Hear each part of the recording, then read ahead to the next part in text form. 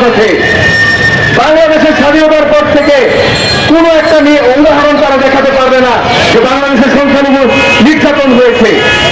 হিন্দু বৌদ্ধ খ্রিস্টান ঐক্য পরিষদের নামে যে সাম্প্রদায়িক বিভেদ বাংলার জমিনে জেনে গিয়েছে হিন্দু মৌলবাদীরা, তাদের প্রতি আমি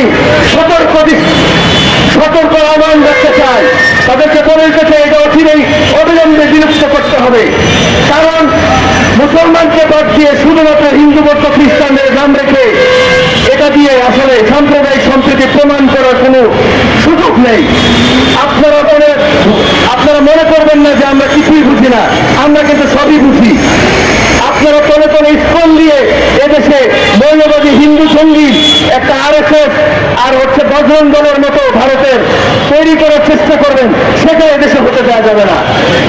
আপনি হিন্দু লীগের নাম দিয়ে এত বড় 92% মুসলমানের দেশে আপনার ধর্মকে বাদ দিয়ে অতিরঞ্জিত কিছু দেখিয়ে উস্কানিমূলক কাজ করার চেষ্টা করবেন। বিশাল বড় মূর্তি বানিয়ে আপনি প্রকাশের নাম করে, এটা আপনাদের ধর্মে ছিল না। আমরা আপনাদের ধর্মীয় ইতিহাস জানি। অতএব আপনারা আমাদের সাথে কোনো ধরনের ছলছাতুরি করার চেষ্টা করবেন না।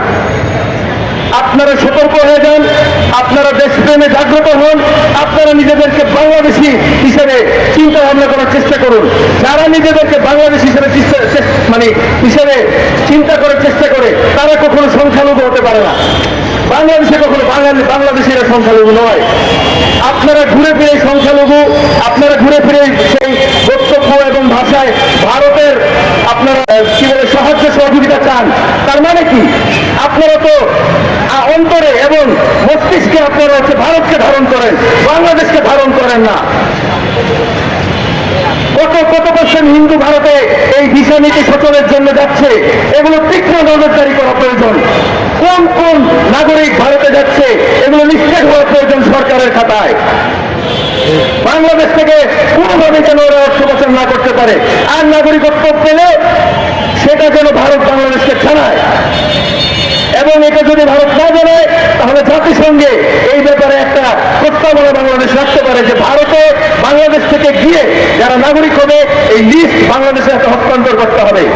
সেই অনুপাতে আমরা এইসব কুলাঙ্গারদের বিরুদ্ধে ব্যবস্থা গ্রহণ করব।